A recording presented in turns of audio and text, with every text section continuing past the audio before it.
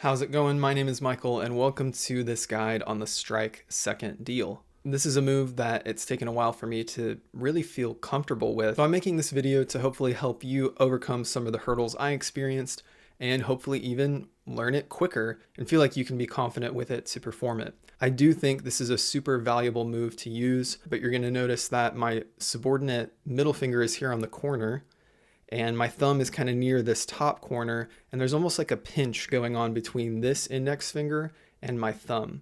So that's a very subtle difference, but a normal dealer's grip is going to be more like this, where my middle finger is on the side, and I'm not really experiencing too much of a pinch pressure as I go to deal the card because I'm just focused on dealing the card from the top. There's no sleight of hand going on. For the purpose of the strike second deal, I like to have my middle finger on that corner, and just by making that adjustment alone, it kind of pivots the deck a little bit, and you have this kind of position where you're able to push off here, and the middle finger is providing an anchor point for the deck. So in the strike second deal, what you're dealing with looks like this.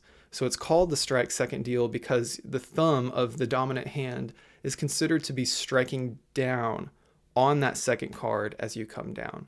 So you have two hands in play here to execute the move. So we've talked about that grip, and that puts you in position to push this card over slightly. I'm pushing it over just enough so that this corner here of this card is exposed for my thumb to come in and strike the card. At first, I think you should totally feel comfortable with the fact that you're probably going to need to expose more of it until you get more comfortable with this move. So that all in all is the first aspect, is getting that grip right, getting the pressure right, and being able to just get comfortable with pushing over and pushing back, because you're going to want to be able to push back for the second part of the move. Now let's talk about your dominant hand. If you haven't noticed already, I'm left-handed. Come over with your dominant thumb, and the way you would naturally kind of deal cards anyway is like this, where you're holding them either in this pinch with your index and thumb, or it's kind of natural for dealers to hold it in their hand. It kind of looks like their whole hand, but where it's really coming down in terms of pressure is on your middle and thumb.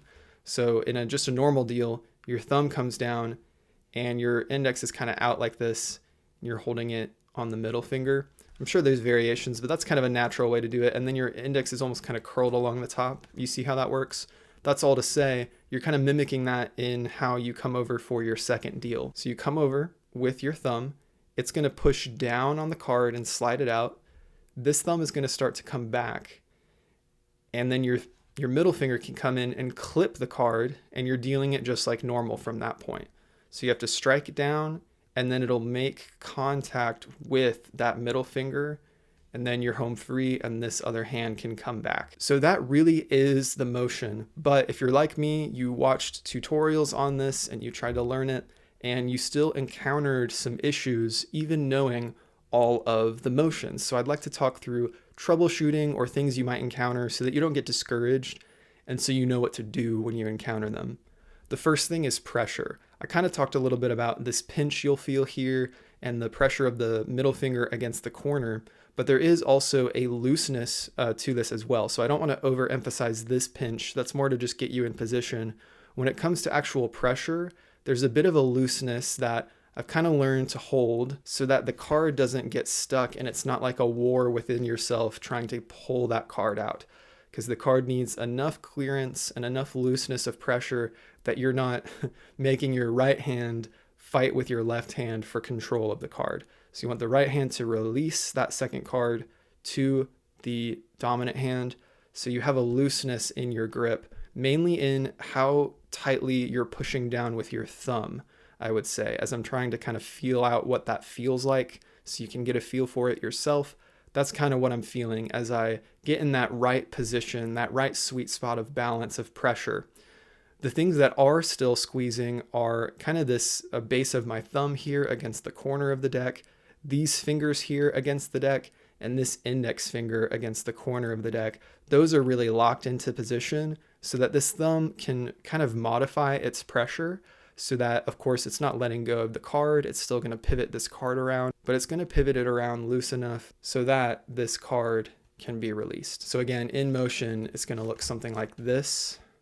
So as I'm slowing myself down here, you can see I'm kind of contacting that angel, and also my hand comes up in front and that helps from the front. This is a very exposed view, but as you're at a table with folks or you're just in front of them performing, your hand provides some good coverage. The other thing you can do is have your hands in motion like this, so bringing them together, bringing them apart, as well as your angle of this hand. You can kind of keel your hand up a little bit as you come to deal, and that'll look pretty natural. Now, I think if you do this too much, magicians refer to it as bow tying. I think it was something like that. And all that means is that it becomes maybe too unnatural at a certain point if you start holding up your hands too much. For certain tricks or demonstrations you're trying to do as well, you also don't want to expose this top card as you're doing the move. And depending on your angles, bow tying too much might expose the top card, and then there's a discrepancy when they keep seeing that top card over and over again. So that's the pressure part as well as the angles, but another troubleshooting aspect is getting a hold of the card. If you're having a hard time getting a hold of the card, you might want to give yourself more of the card to deal with at first, so just really pushing that top card over. Give yourself some grace so that you can really make contact with that second card, and then as you get better and better, you'll be able to tighten up how much is exposed. And again, I think the name is genuinely helpful, that you're not trying to snatch this card, you're not trying to come up on the card, you're trying to push it down with your thumb until it contacts your middle finger. So don't worry about grabbing the card yet until it's cleared enough for your middle finger to come in contact with. So something you'll encounter when you just kind of miss, or it's kind of hard to describe, but you'll experience it where you come down and your thumb doesn't keep getting the card and it kind of gets stuck like this. What I would point you back to is this pressure here. That might mean you're holding it too tightly there, because what this basically means happened is that your thumb started to contact it, but there was too much resistance for it to clear. So I'd pay attention to that looseness again. You might need to just adjust your looseness, and you might want to give yourself a little more play on that second card, that you have enough of it to contact with the thumb. And then my last troubleshooting recommendation is just a piece of advice that with any sleight of hand move, there is a knack and there's this sort of skill floor from the moment before it clicks to the moment after. And it's not even necessarily a cognitive thing. A lot of magic and sleight of hand is not a cognitive thing at a certain point. You get to the knowledge of the mechanics and you try to replicate it with your hands. Then all you're kind of doing is the dance of your brain continually trying to tell your hands what they need to know. It's going to feel like your brain is teaching your hands, and your hands just haven't caught up yet. And so that's where people get frustrated. It's kind of this disparity between knowing the secret and yet you're not able to pull it off yet, you know? So just don't get discouraged. That is how learning things like this go. So remember, when you are doing it and you're getting frustrated, yes, troubleshoot, try to find the issues, but if you're still putting in that regular practice, just keep practicing, knowing that you being in the frustrated phase means that you're in that phase before it clicks and you've gotten it.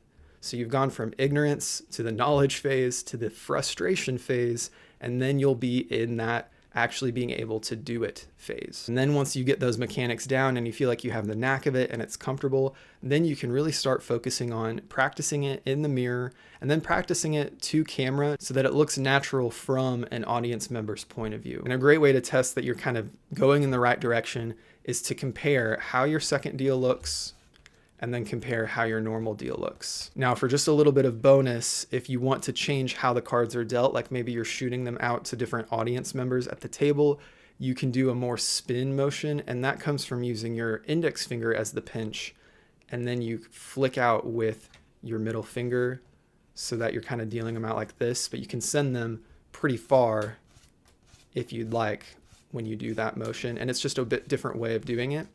And that's not unique to the second deal. That's just to show the fact that this being a normal deal that you can do is replicatable within the second deal sleight of hand move. So just depending on your use case for it, that might be an option for you to consider. If this guide helped you, please do subscribe and like. And until next time, keep enjoying your magic, stay a hobbyist at heart, be kind to yourself and others, and I will see you guys in the next video.